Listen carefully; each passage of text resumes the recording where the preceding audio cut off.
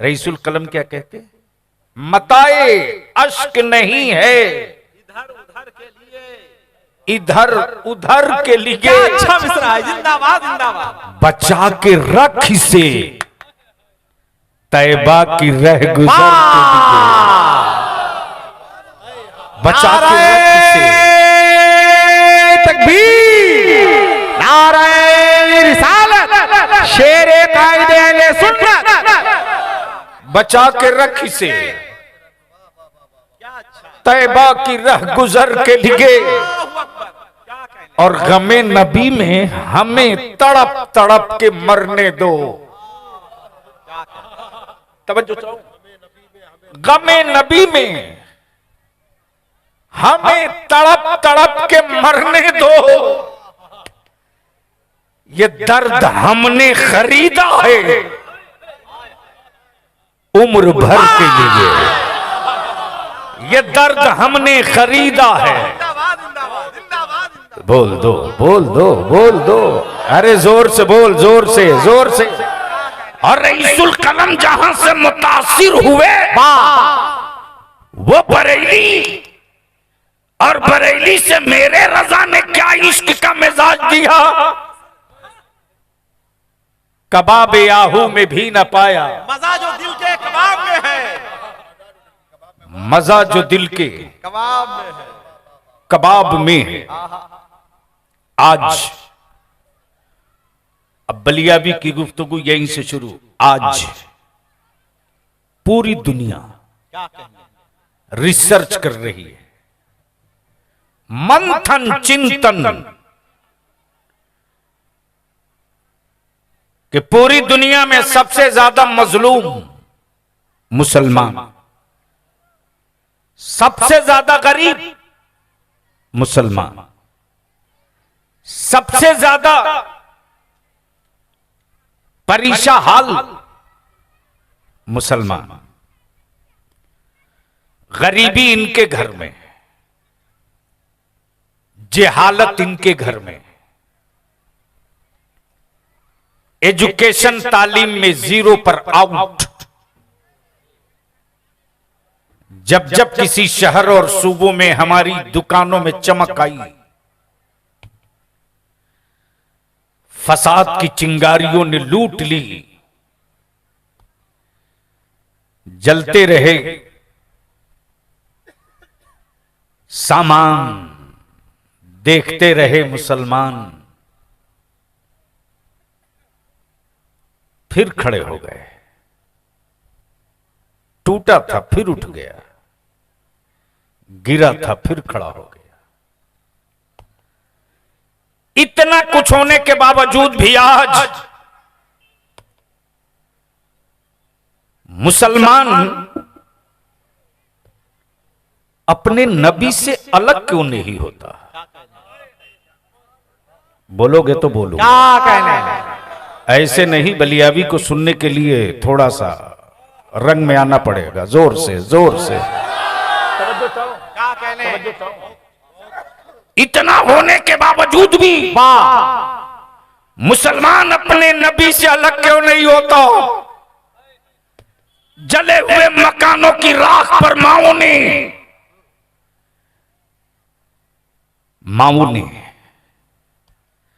सब्र कर लिया, लेकिन अपने दिल से मुस्तफा का इश्क नहीं डूबने दिया। जवान बेटे की मैयत के बाद बाप अपनी औलादों का गम भूल गया, लेकिन अपने दिल से गुंबदे खजरा का नक्शा नहीं खसकने दिया। कुर्बानियां देने के बाद भाइयों ने अपने भाई की तड़पती लाश तो देख लिया, लेकिन जनाजे को कांधे देने के बाद भी मुस्तफा का आशिक करबला नहीं भूल सका। अब जहन तवज्जो चाहता हूं, तब बलियाबी कहता है, भारत हो या अमेरिका,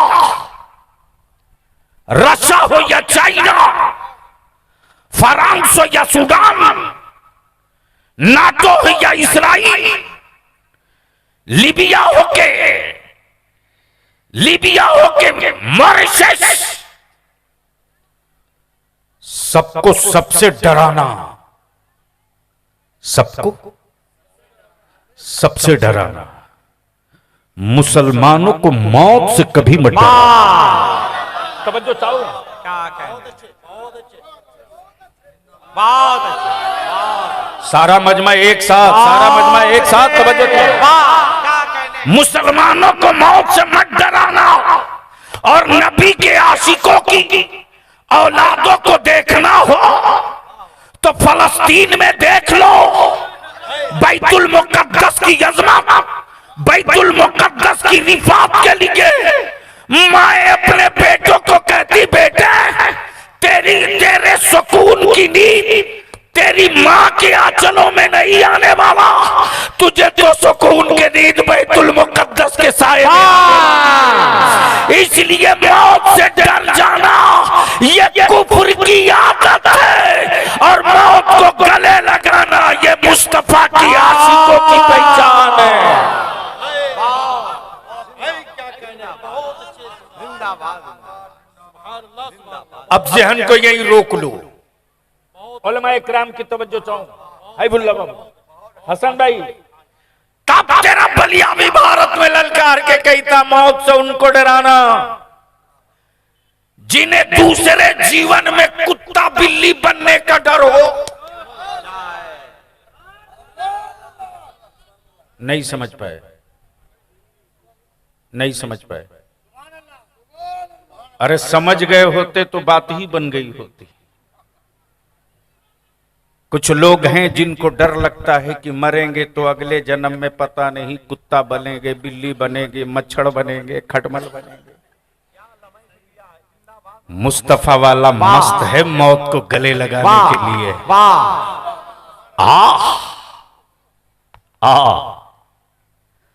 हम तो उस महबूब के आशिक हैं। महबूब दिखता नहीं, आशिक हर जगह है। क्या कहने, महबूब, महबूब दिखता नहीं, दिखता नहीं, आशिक, बोल दो बोल दो बोल दो, आशिक हर जगह। महबूब दिखता नहीं, लेकिन न जाने इतने बड़े मजमे में वो कौन आशिक है जिसने उस महबूब को देखा होगा। मैं नहीं जानता, लेकिन जिसने भी देखा है उन्हीं को देखा है, इसलिए कि मेरे रब ने उनकी शबीह में कोई दूसरा हो ही नहीं सकता। वाह, जब होंगे तो सिर्फ मेरे मुस्तफा होंगे, सिर्फ मेरे मुस्तफा होंगे। महबूब दिखता नहीं, आशिक, जोर से आशिक, क्या कहने, जोर से आशिक, महबूब आशिक। आप कहोगे बलिया भी सबूत दो, तो भारत में निकला है सूरज, घेर रखा है बादलों ने, चारों तरफ घने काले बादल। हसन रजा ताहिर ने कहा धूप निकली है, क्या कहने, हबीबुल्लाह ने कहा झूठ, झूठ, उजाले तो दिखते, सूरज दिखता नहीं।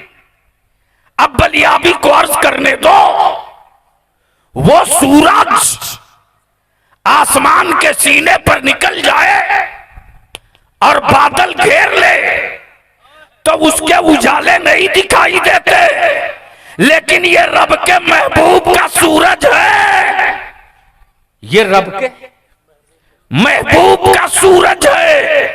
लेटा है गुंबदे खजरा में, रोशनी पूरी दुनिया में। नाराए तकबीर, नाराए रिसालत, नस्ल के आला हजरत। क्या कहने, जिंदाबाद जिंदाबाद। इसलिए अब थोड़ी देर यहीं से टर्निंग पॉइंट क्या लम्हे फिक्रिया है, जिंदाबाद जिंदाबाद। पूरी दुनिया में इस वक्त धूम है। वाह, मुसलमान गरीब है, मुसलमान कमजोर है, मुसलमान कल्लाश है, मुसलमान अनपढ़ है।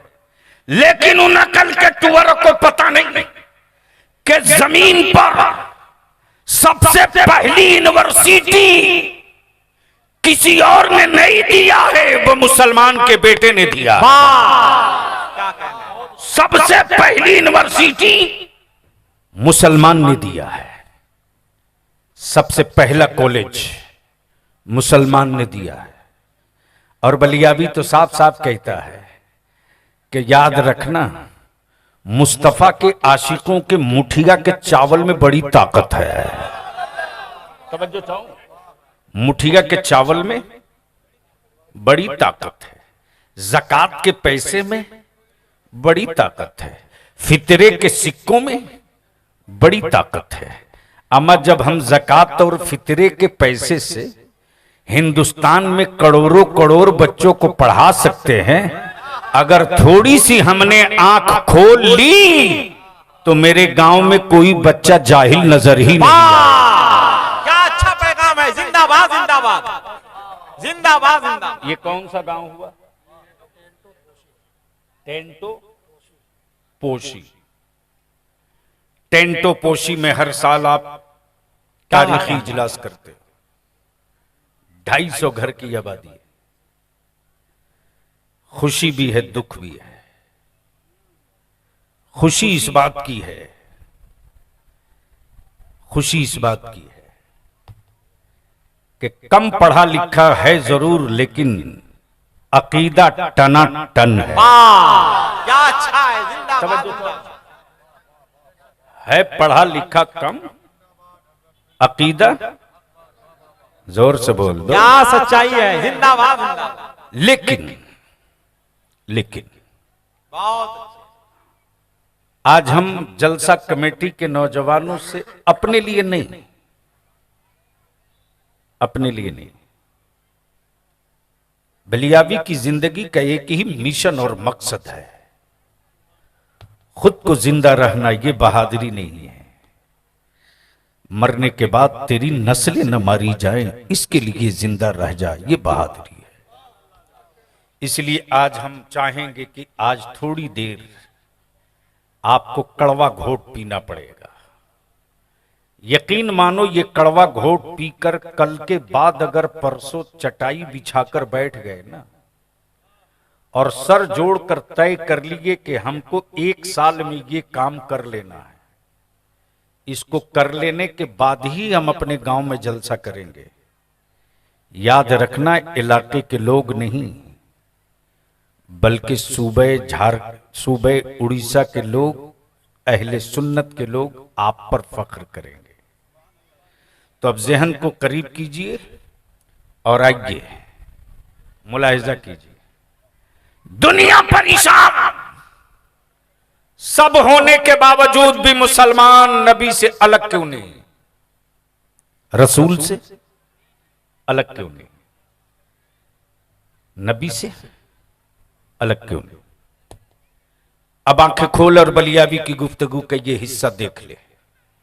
हाथ उठ रहा, जबान बोल रही, आंखें देख रही, कान सुन रहा, दिमाग सोच रहा है, पैर चल रहा है, नब्ज धड़क रही, दिल हरकत में। मान लो सर भी हो, आंखें भी हो, दिल भी हो, धड़कने भी हो, सब हो, रूह ना हो, रूह न हो, न हो। है कोई माई का लाल डॉक्टर मेडिकल साइंस का जो जबान को बुलवा दे, आंख को दिखलवा दे, पैर से चलवा दे, मेडिकल साइंस सर पीट कर बोल पड़ेगी? सब मुमकिन नहीं। सब हो, रूह ना हो तो जिस्म किसी काम का नहीं। बलियाबी नतीजा निकाल लिया, तवाफे काबा हो, फर्ज हो, वाजिब हो, सुन्नते हो, मुअक्कदा हो, नफिल हो, तहज्जुद हो, सब हो, और नबी का एहतराम और इश्क न हो तो जिस तरह रूह के बगैर जिस्म किसी काम के नहीं, उसी तरह रसूल के बगैर इबादत किसी काम की नहीं। नारे तकबीर, या रसूल अल्लाह, जिंदाबाद।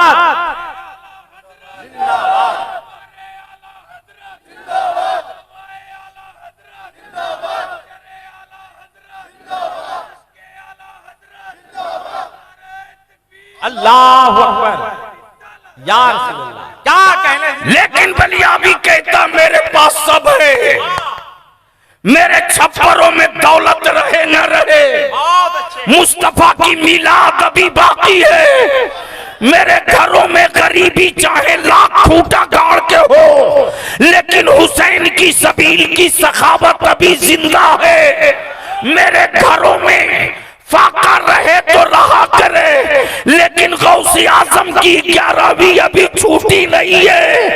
दुनिया में जमात चाहे जितनी बड़ी लोग बना ले, मेरे बच्चों की जबान पर मसल के आला हजरत अभी जिंदा है, अभी जिंदा है। क्या कहने, जिंदाबाद जिंदाबाद। बचा सकते हो तो बचा लो, बचा सकते हो तो बचा लो। क्या तहरीक है, जिंदाबाद जिंदाबाद, बचा लो। वाह। मैं पूछता हूं, आज दुनिया जब पूछती है, आज दुनिया पूछती है कि मुसलमान जब उर्स में, चादर में, संदल में, गागर में इतना खर्च कर सकता है, तो मुसलमान अपने बच्चों की तालीम पर क्यों नहीं करता है? तवज्जो चाहूं, तवज्जो चाहूं। बलियाबी की गुफ्तगू को चाहे जो जिस माने में लेना हो ले ले, लेकिन मसले के आला हजरत ये नहीं कि अगर बत्ती बेचने वाले सुन्नियों के पैसे से हवेली बनावे, मसले के आला हजरत ये नहीं कि अकीदे हक का खून करके बुजुर्गों की चौखटों की अजमत भेज दी जाए। हलक में जब तक सांस बाकी रहेगी, इमाम अहमद रजा का फतवा जो कल था वही आज भी है, वही आगे भी। अच्छा है, बहुत अच्छे, कोई तब्दीली नहीं, बहुत अच्छे। इसलिए कि सैलाब के पानी का नाम मसल के आला हजरत नहीं है। ज़हन को हाजिर कर लो, इतना बड़ा मजमा है, इतना बड़ा मजमा है, लेकिन मैं पूछता हूं आपसे, ज़मीर जिंदा हो तो जवाब दे देना, ज़मीर में जिंदगी बची हो तो जवाब दे देना। आज एक है अकीदत, बहुत अच्छे। उलमाए कराम की तवज्जो चाहूं, एक है अकीदत, एक है हकीकत, एक है जरूरत। अकीदत ये कि अजमेर जाएं, बहुत अच्छे। हकीकत ये कि हमारे बच्चे जाहिल रह गए। अकीदत ये कि चादर चढ़ावे, हकीकत ये कि मस्जिदें मेरी खाली रह गई। अकीदत ये कि खूब मिलाप करें, क्या कहने, हकीकत ये कि हम नमाजों को वक्तों पर अदा न कर सके। इसलिए मैं आपसे इल्तिजा करके कहूंगा, बहुत अच्छे, गैरों में दम नहीं था, आज भी नहीं है, इसलिए कि दुनिया खूब जानती। अरे तेरे बलियाबी ने सिर्फ एक लफ्ज करबला ले लिया तो पूरे भारत में भौचाल आ गया। क्या कहने, जिंदाबाद। कि क्या कह दिया बलियाबी ने, लेकिन बलियाबी किसी हुक्मरान का पाला हुआ नहीं, रईसुल कलम का परवरदा है। मैंने कहा जो कह दिया वो कयामत तक कहते रहूंगा। हुक्मरानों के बाजुओं में दम है तो वो अपने कानून और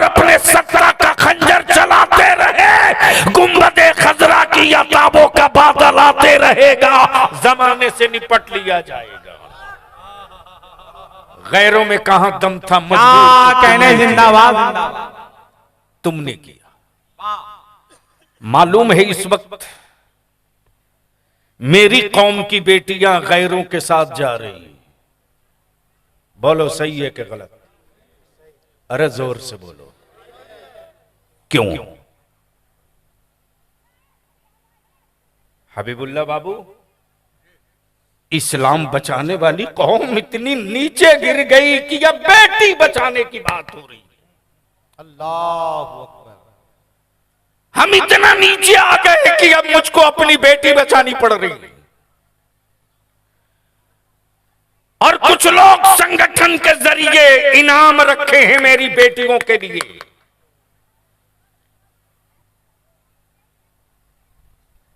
गैरों में दम नहीं था। रे मजबूर तुमने किया, तुमने किया। आपने शादियां इतनी महंगी कर दी,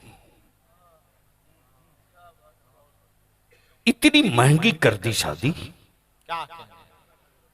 कि मेरी बेटियां बाप की कांधे की बोझ बन गई। बोलो सही है कि गलत है? जोर से बोलो, सही है कि गलत? अरे जोर से बोल, सही है कि गलत? आखिर तुम्हारी बेटियों को की हिफाजत कौन करेगा? हुकूमत या आप? अरे बोलो ना। नहीं बोल रहे। चूंकि जिस्म जिंदा है तुम्हारा, अंदर की रूह मर चुकी है। अल्लाह क्या सच्चाई। मैं वो नहीं हूं जो जन्नत की चाबी बांट दूं जलसे में। बहुत अच्छे। मैं उनको भी अब नहीं छोड़ने वाला जो थैले में जन्नत लेके घूम रहे हैं। और उन एजेंट मौलवियों को भी मैं नहीं छोड़ने वाला जो मेरी कौम के जवानों के भोलेपन का सौदा करते।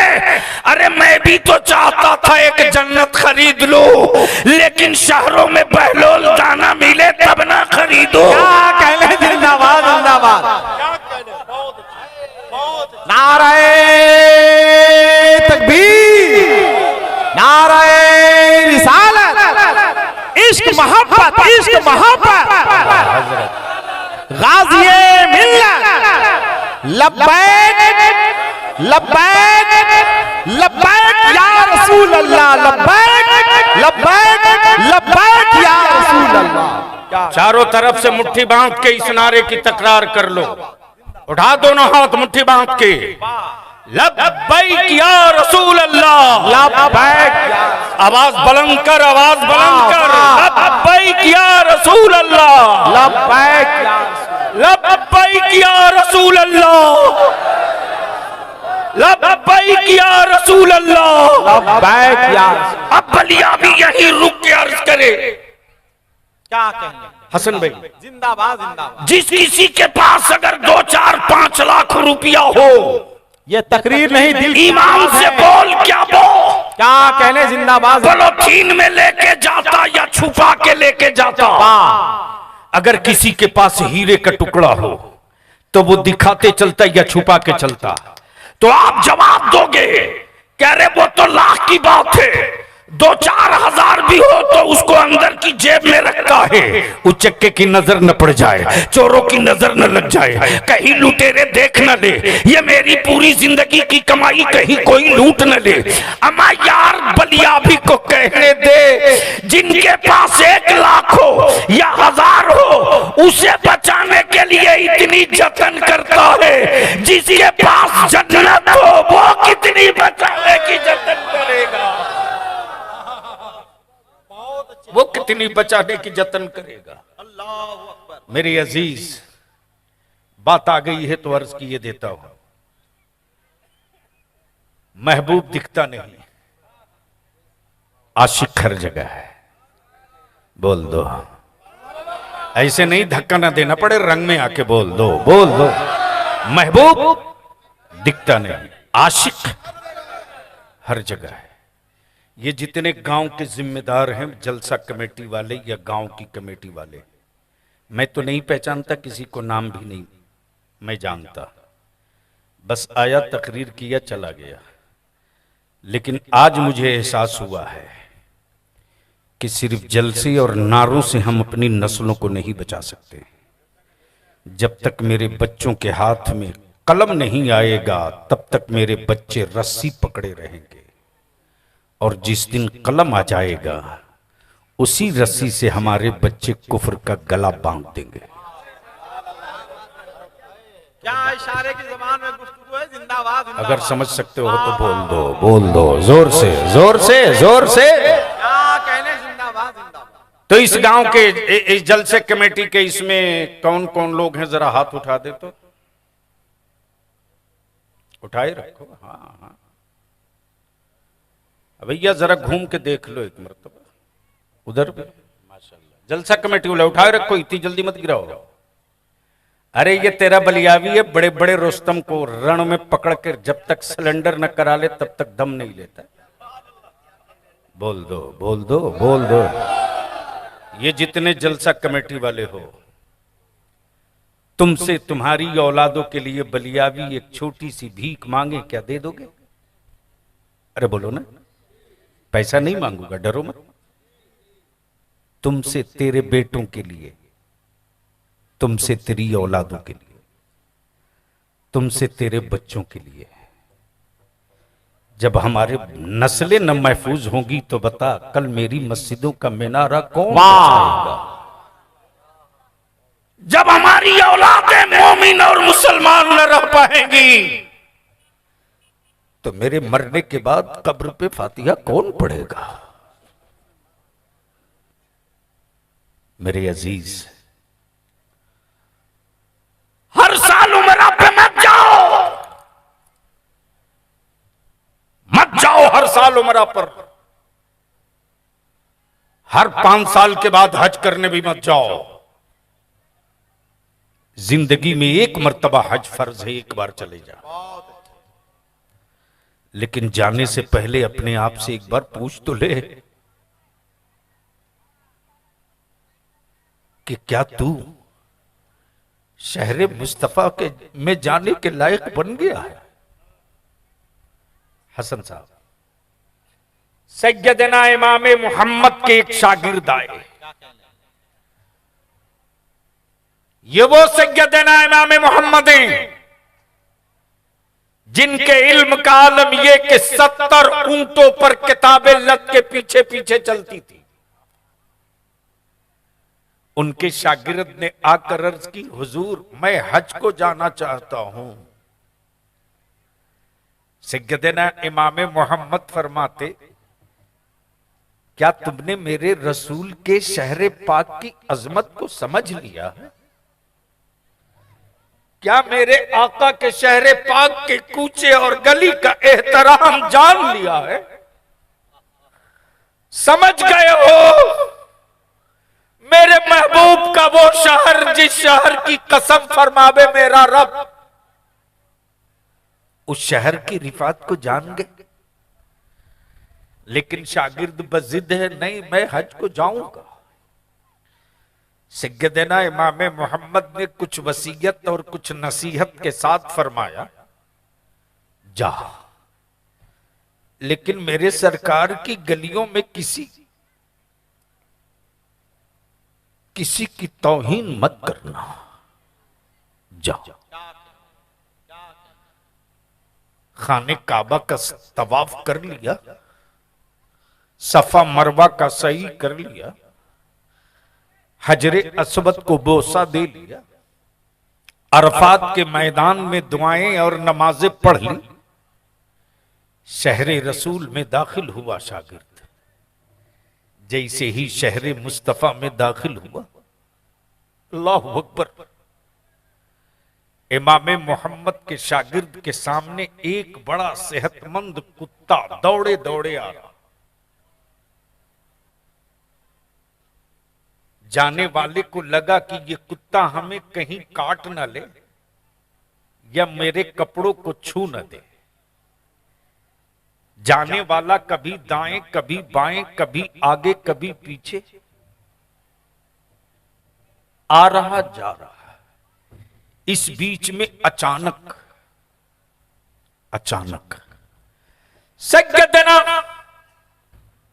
इमाम मोहम्मद के शागिर्द को एहसास हो गया कि ये कुत्ता अब हमें छू देगा। तो शागिर्द ने हाथ में रखे डंडे से उस कुत्ते की पुश्त पर 2-3 डंडे मार दिए। शागिर्द जब हज से वापस लौटे, अपने उस्ताद की बारगाह में गए। दिल में बड़ा अरमान था, खाने काबा आंखों में बसा कर लाया, बहुत अच्छे। रोज़े मुस्तफा अपनी आंखों में कैद करके लाया हूं। क्या कहने, मेरा उस्ताद मुझे गले लगाएगा और गले लगाकर मुझे खूब दुआएं देगा। शागिर्द हज से लौटने के बाद सैयदना इमाम मोहम्मद के करीब गए और जाकर कहा अस्सलाम वालेकुम।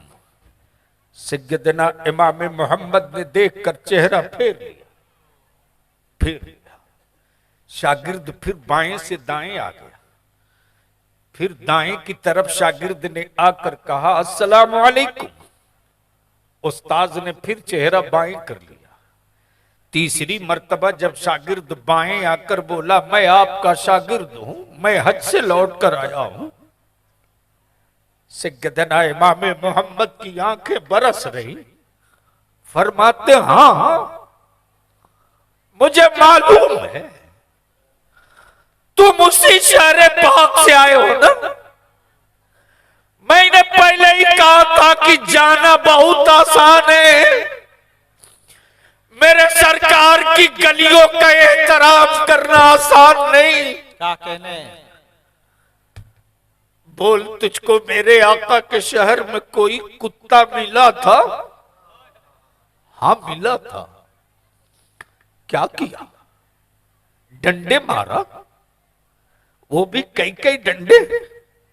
देख, अरे जिस कुत्ते को तूने मेरे आका के कूचे में डंडा मारा था, वो चोट किसी और की पीठ पे नहीं लगी। इमाम मोहम्मद ने अपने कुर्ते को उठाया तो डंडे का निशान इमाम मोहम्मद की पीठ पर पड़ा हुआ है। तब मेरे रजा के इश्क की चादर खस की और फरमाते कोई तेरी बात क्यों पूछे रजा, तुझसे शहीदा हजार फिरते हैं, तुझसे शहीदा हजार फिरते हैं। याद रख हुसैनी होगा, वाह, अगर हुसैनी होगा तो लाश बेटे की पड़ी हो कि बाप की पड़ी हो, नमाज नहीं छूटेगी, नमाज नहीं छूटेगी। गैरों में कहां दम था रे, मजबूर तो तुमने किया, तुमने। अगर जमीर में जिंदगी लौट गई है तो मुझको बता।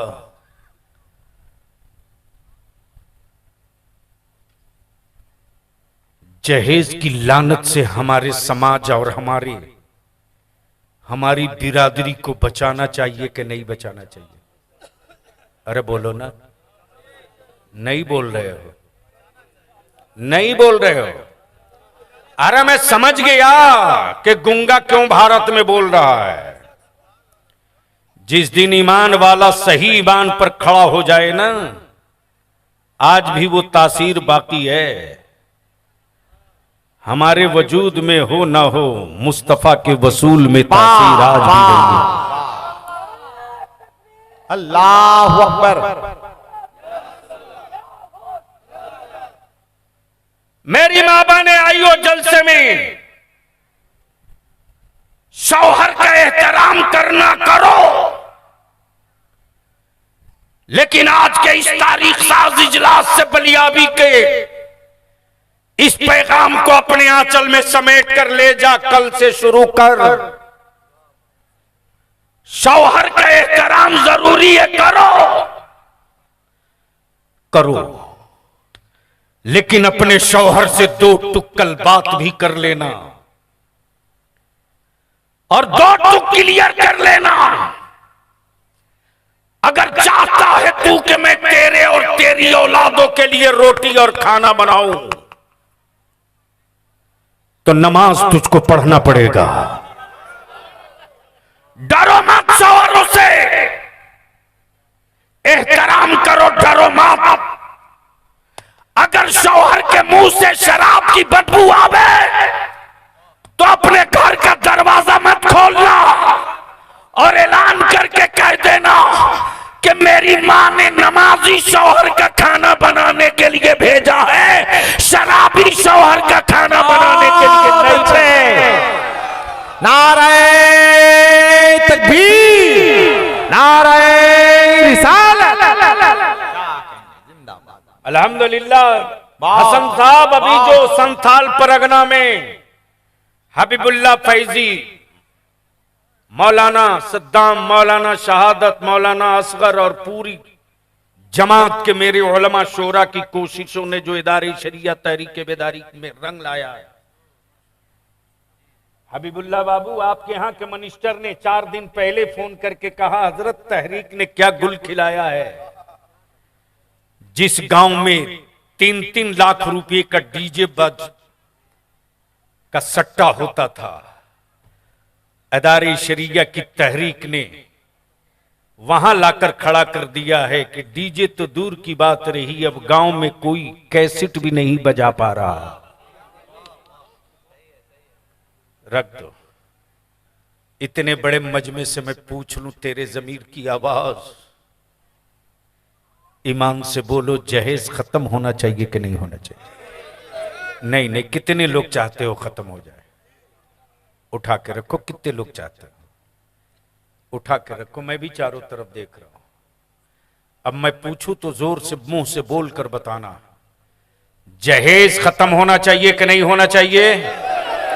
आवाज कमजोर आ रही है, जोर से बोल, जहेज खत्म होना चाहिए कि नहीं होना चाहिए? औलादों को पढ़ाना चाहिए कि नहीं पढ़ाना चाहिए? अपने बेटों को पढ़ाओगे कि नहीं पढ़ाओगे? रोक लो, नीचे करो। अब मैं कमेटी वालों से कहूंगा, जलसे के लिए मीटिंग अगले साल की अब बाद में करना, वरना मेरा नाम बलियावी है। करोड़ों रुपया दोगे तो न तुम्हारे यहां कोई शायर आएगा, न कोई खतीब आएगा, क्या न कोई कहने। अनाउंसर आएगा। बहुत अच्छे। बलियावी का एक टेलीफोन काफी होगा 1.5 हाथ के भारत में। बहुत अच्छे। अच्छा। लेकिन अगर तुमने, आपने ये खुशखबरी सुना दिया कि बलियावी साहब अब हम सिर्फ जलसा करने के लिए जिंदा नहीं है, अब हम अपने बेटों के मुस्तकबिल के लिए कमर कस लिए हैं, जलसे के बाद एक मीटिंग करो, क्या कहने। एक पंचायत बनाओ और उस पंचायत में 5 प्रोग्राम तय करो। 5 प्रोग्राम। अगर तेरे बच्चे कारोबार में जाते हैं, शाम को लौट कर आते हैं, तो वो बच्चे शाम को सोएंगे, बाद में 1 घंटा पहले पढ़ेंगे। बोलो होना चाहिए कि नहीं? जोर से बोलो, होना चाहिए कि नहीं? बोलो होना चाहिए कि नहीं? और कमेटी वालों ये भी तय कर दो कि मेरे गांव में अगर किसी का बेटा या पोता या भाई शराब पीता हुआ पकड़ा गया और अगर मर गया तो पूरे गांव के लोग उसको अपने आप से अलग करेंगे, उसके जनाजे में कोई शरीक नहीं होगा। अच्छा है। जोर से बोल, होना चाहिए कि नहीं होना चाहिए? बहुत अच्छे। अरे बोल, शराबियों का जनाजे का बाइकाट होना चाहिए कि नहीं होना चाहिए? बहुत अच्छे। तीसरा एक काम और कर दो। मुसलमान, तुझको पता नहीं है रे बलियावी की रातों की नींद उड़ जाती। क्या अच्छी तहरीक है। जिंदाबाद जिंदाबाद। हसन साहब, रमजान शरीफ से पहले जो मैं आपको बता रहा था ना, यानी 17 मार्च के बाद मैं हिल गया हूं। रात को तकरीबन 2 बजे मेरे मोबाइल पर 10 फोन आता है। हसन भाई मैं तकरीर कर रहा था, फोन नहीं उठा पाया। और अपनी आदत है कि जब स्टेज से उतरता हूं, गाड़ी में बैठता हूं, तो सबसे पहले फोन लेता हूं, देखता हूं कि रात को किसी का कोई इमरजेंसी कॉल तो नहीं। देखा तो एक ही नंबर से 10 मिस कॉल थी, 10 मिस कॉल। हसन साहब, मैंने पलट के जब फोन किया तो एक बच्चे ने फोन उठाया, बोला हजरत सलाम अलैकुम। मैंने कहा बेटे वालेकुम अस्सलाम, खैरियत तो है? लड़के ने जवाब दिया, अब्बू फोन कर रहे थे, आप फोन नहीं उठाए। अब मेरे अब्बू दुनिया में नहीं है, हार्ट अटैक कर गए। मुझको बड़ा एहसास हुआ हसन भाई कि शायद उसको मेडिकल की कोई सहूलत की जरूरत थी, मैं क्यों नहीं फोन उठा लिया। मैंने कहा बेटे हुआ था क्या? उसने जवाब दिया कि आज मेरी बहन की बारात आई थी, मेरे वालिद साहब कर्ज लेकर के बारातियों के खाने का इंतजाम किए थे। 20 आदमी का खाना घट गया। लड़के के बाप ने मेरे अब्बू को कह दिया कि मुझे मालूम नहीं था कि मैं अपने बेटे के जिस घर में शादी कर रहा हूं वो इतना बड़ा भिखमंगा है। मेरे अब्बू को भिखमंगा बोल दिया। मेरे अब्बू सदमा बर्दाश्त नहीं कर सके। मैंने कहा बेटे तेरे साथ कोई है बगल में? है। बोला अब्बू की लाश के पास मैं अभी हूं। एड्रेस पता लेने के बाद फिर मैंने फोन किया। मैंने कहा जाके देख कर आओ, जहां बारातियों को खाना खिलाया जा रहा था देख कर आओ, वहां कितना खाना फेंका पड़ा है। बच्चे ने जवाब दिया हजरत अभी इतना खाना यहां बर्बाद हुआ है कि कम से कम 40 आदमी खा सकता।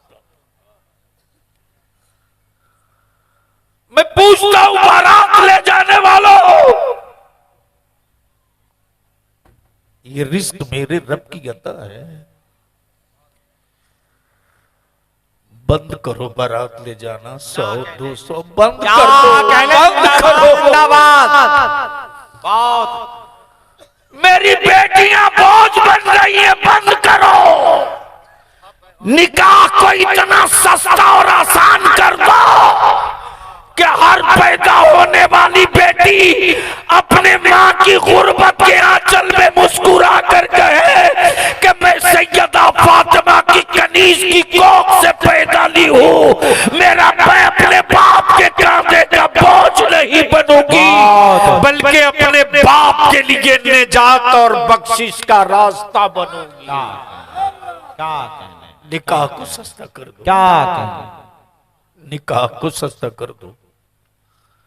उसी पैसे को बचाओ और बचाकर अपनी औलादों को पढ़ा दो। लिख लो आज जो बलिया भी कह रहा है, आने वाला 24, 26, 36 हर साल तेरी औलादों के लिए चुनौती और चैलेंज है। और चुनौतियों का मुकाबला जबान से नहीं कलम से की जाती है। और जिस कौम की औलादों के हाथ में कलम होगा, उस कौम के बेटों की तरफ कोई आंख लाल करके देखने की गलती नहीं करेगा। बाकी रह गया इस्लाम, तो सुन, आज पूरी दुनिया में डर और खौफ है। अब्दुल्ला की दौलत से नहीं, अब्दुल करीम की सेहत से नहीं, अब्दुल रहमान की तिजोरी से नहीं, अब्दुल रऊफ के पैसों से नहीं, अब्दुल सत्तार के लाठी से नहीं।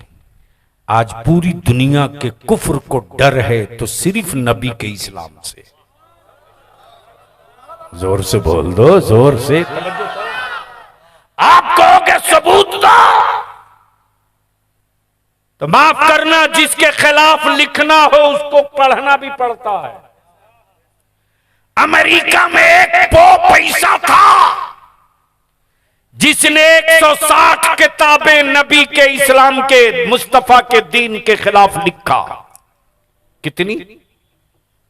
160। कितनी? 160। और इस्लाम तो कहता है कि चढ़ जा वहां तक जहां तक सकत है, चढ़ जा वहां तक जहां तक सकत है, देखूंगा तुझे गौर से, गिरेगा मेरे आंगन में। यह तय है। हेलरी नाम का एक क्रिश्चियन 160 किताब इस्लाम के खिलाफ लिखा, मुस्तफा के दीन के खिलाफ, काबे की यजमत के खिलाफ, इस्लाम की ज़कात के निजाम के खिलाफ, मस्जिदों के मीनारों के खिलाफ, इस्लाम की बेटियों की हया और चादर के खिलाफ 160 किताबें लिखा। और तकरीबन 7,000 उसने चर्च बनवाए थे। 7,000 अमेरिका के क्रिश्चियनों के सर का ताज माना जाता था। लेकिन इसी रमजान से पहले एक दिन रात को अचानक इस्लाम की सदाकतों से उसकी आंख टकरा गई। और रात को जो आंख टकराई है तो सुबह 4 बजते बजते चीख कर ऐलान कर पड़ा ट्विटर पर कि लोगों, अब तक मैं गुमराही में था। दुनिया का सबसे अच्छा मजहब अगर कोई है तो वो इस्लाम है, और अगर सबसे बेहतर कोई नबी है तो मोहम्मदुर रसूलुल्लाह। क्या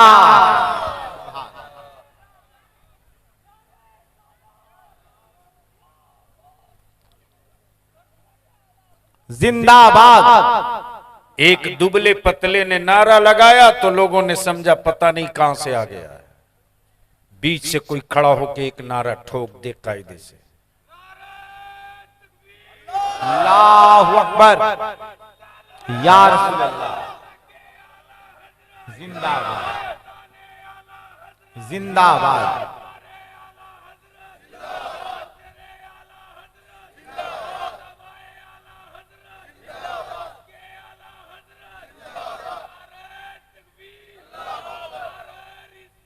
या रसूल अल्लाह।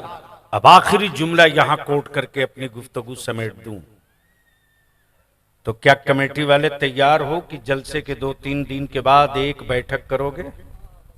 अरे बोलो ना, इंशाअल्लाह। जोर से बोलकर बताओ, जोर से। ये शव्वाल है, ईद बीत चुकी, 1 साल का मौका है। रमजान से पहले पहले बहुत सारी शादियां होंगी, बहुत सारी बारात आएगी भी जाएगी भी।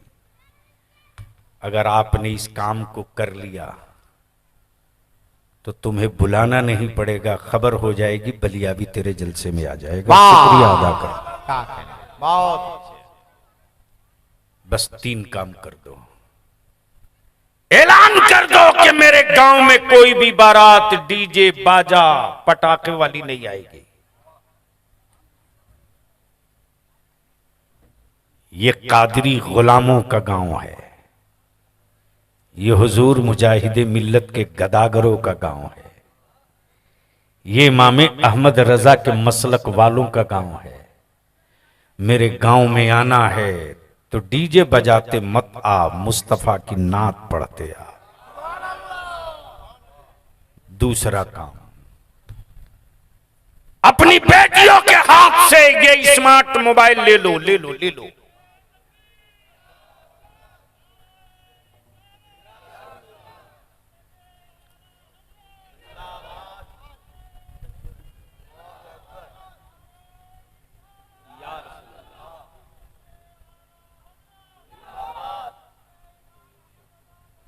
जिंदाबाद।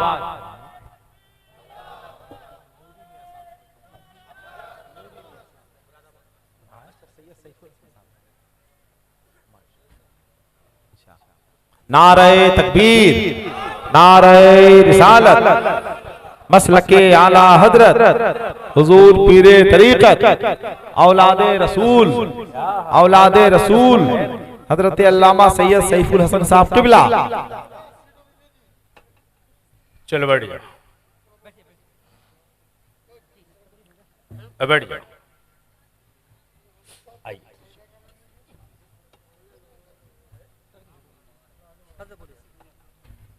बस 2 मिनट, सिर्फ 2 मिनट।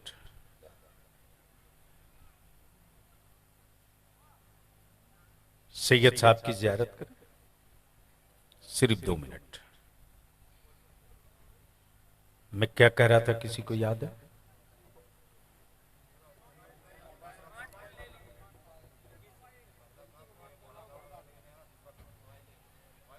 दूसरा काम ये कि बेटियों के हाथ से मोबाइल ले लो। ये मोबाइल का डब्बा नहीं, तेरी औलादों को आवारा बनाने की मशीन है।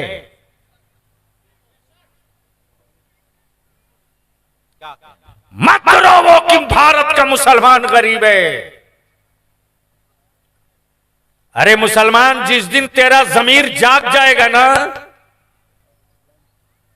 उस दिन 56 इनकी छाती वाले के हाथ में सिर्फ भीख का कटोरा रह जाएगा, बाकी कुछ नहीं रहेगा।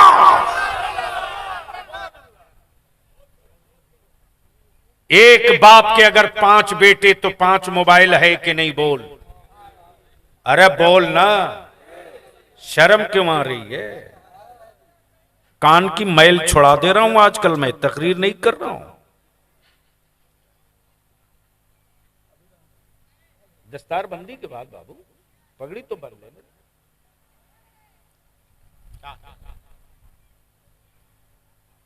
रात को 12 बजे, 1 बजे, 2 बजे, 2:30 बजे, 3 बजे तक बेटियां मोबाइल चलाती हैं। बोल, सही है कि गलत? अरे जोर से बोल। क्या उस वक्त तेरे अंदर का इस्लाम तुझको सुकून से सोने देता?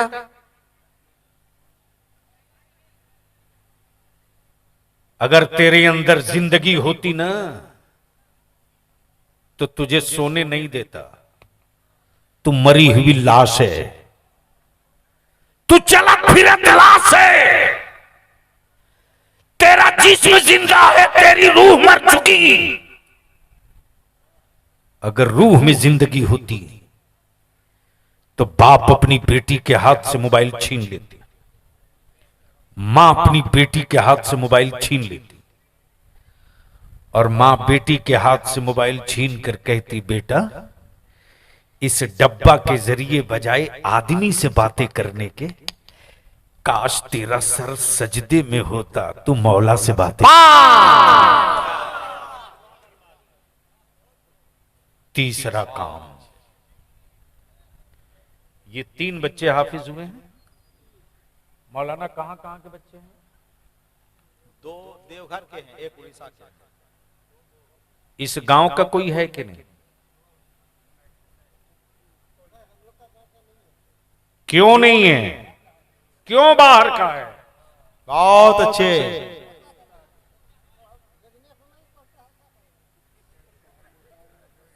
हाँ, नहीं सही बोल रहे हैं, सही बोल रहे हैं। हाँ ठीक है, ठीक है, ठीक ठीक। अल्हम्दुलिल्लाह, अल्लाह आपको सलामत रखे।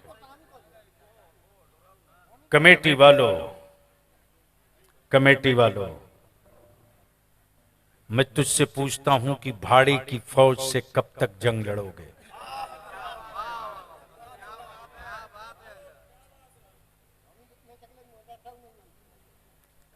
आज सऊदिया अमेरिका की फौज मांग करके लड़ना चाहता है। NATO, London, America, Britain, Australia, ये नाटो समूह मिलकर के एक तनहा सद्दाम से लड़ते रहा। मैं पूछता हूं, मुझको बता कि तू भाड़े की फौज लेकर कब तक अपने अकीदे की हिफाजत की जंग लड़ेगा? और बच्चे तो इतने इस गांव के निकलेंगे कि हर घर में हाफिज मिल जाएगा, आलिम मिल जाएगा। शर्त है कि कमेटी वाले जब अपने बच्चों को कह दें कि मौलाना ये बेटा मेरा, गोश्त इसके बदन का तेरा, हड्डी मेरी, हड्डी मेरी, हड्डी मेरी। जिस दिन ये जज्बा लेकर अपनी औलादों को मदरसे में मेरे उलमा और असातिज़ा को दे दोगे ना, बेटे की हर जिद पूरी नहीं की जाती, बल्कि बेटों से, अपनी औलादों से अपनी मगफिरत वाली जिद पूरी करा ली जाती है। 2 बच्चा देवघर का, 1 बच्चा उड़ीसा का, इतना बड़ा मजमा, 250 की आबादी, और 1 बच्चा इस गांव का हाफिज न बन सका। क्यों कर रहे हो लाखों रुपया खर्च करके जलसा? बंद करो 1.5 किलोमीटर की लाइटिंग, रहने दे अपनी आबादियों के अंधेरे में। अरे मट्टी के दिया में कम से कम चेहरा तो नहीं पहचाना जाएगा। जिस दिन तेरे गांव में कोई बच्चा हाफिज कुरान बन जाए, उस दिन गांव के किसी गली को अंधेरा मत रह देने देना। ये तेरे लिए सबसे बड़ी बात होगी। इसलिए कमेटी वालों की जिम्मेदारी है कि पंचायत में ये आखिरी बात तय करो कि बेटा पैदा किया है, पैसा कमाने की मशीन नहीं बनाया है, पहले इसको पढ़ाएंगे। जब ये पढ़ लेगा तो जायज को जायज समझकर कारोबार करेगा, नाजायज को नाजायज समझकर कारोबार करेगा। और जब जायज पैसे तेरे घर में आएंगे तो किसी से बरकत की ताबीज नहीं लेनी पड़ेगी। उसी जायज पैसों में इतनी बरकत होगी कि खर्च करके तुम थक जाओगे, तेरी अलमारी कभी खाली न रहेगी। जिन जिन लोगों ने ज़कात, फितरे, खैरात से मदरसे की मदद की, ये क्या चमकते चेहरे हैं, देख लो, देख लो, देख लो, आंख फाड़ कर देखो। बेटे जरा खड़ा हो जाओ, ओए जरा खड़ा हो जाओ, खड़ा हो जाओ, देख लो क्या चेहरे पर नूरानियत और भोलापन है। अब तो बोल दे सुभान अल्लाह। ओए जोर से बोल ना, जोर से बोल। बस आखिरी हिस्सा अपनी गुफ्तगू का सही था।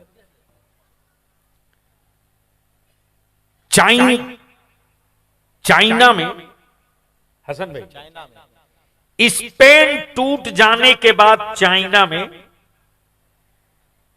चाइना हुकूमत ने कानून बना दिया कि पूरे चाइना में कोई कुरान नहीं पढ़ेगा, कोई कुरान रखेगा भी नहीं। हर घरों से कुरान के नुस्खे हुकूमत ने सीज कर लिया और ऐलान कर दिया कि अगर कोई कुरान पढ़ा या कोई हाफिज कुरान मिला तो उस पर देशद्रोह का मुकदमा दहशतगर्द डिक्लेयर कर दिया जाएगा। 20 साल के बाद हुकूमत ने कहा एक मर्तबा जरा जांच कराओ, सर्वे कराओ कि कुरान को हटा देने के बाद मुसलमान का इस्लाम अभी कैसा है। गौर से सुन, जुमलों की बाजीगरी और अल्फाज के शोले बलियावी के बहुत लहक चुके हैं। क्या कहने अब जमीर की आवाज सुन, झूम के बोल दे, बोल दे, बोल। तवज्जो चाहूंगा हसन भाई, बहुत अच्छे। जब चाइना को मालूम हो गया कि 20 साल के बाद आज की तारीख में किसी मुसलमान के घर में कुरान नहीं, हाफिज कुरान कोई नहीं, 20 साल के बाद तब चाइना ने तय कर लिया कि अब तो इनके रुखसती का इंतजार करो, इस जनरेशन के गुजर जाने के बाद तो फिर कोई अजान देने वाला भी नहीं रहेगा। लेकिन इस पैन टूटने के बाद इस्लाम के मुबल्लिगों ने, मुस्तफा के आशिकों ने, करबला वालों के शहीदों ने देख लिया कि एक बहुत बड़ी आबादी कुरान से दूर होकर नेस्तो नाबूद हो जाएगी। चंद मतवाले निकले थे कुरान की तालीम के लिए। बच्चे जानवर चरा रहे हैं, आने वाला बच्चों को इशारों में कुरान पढ़ा रहा है।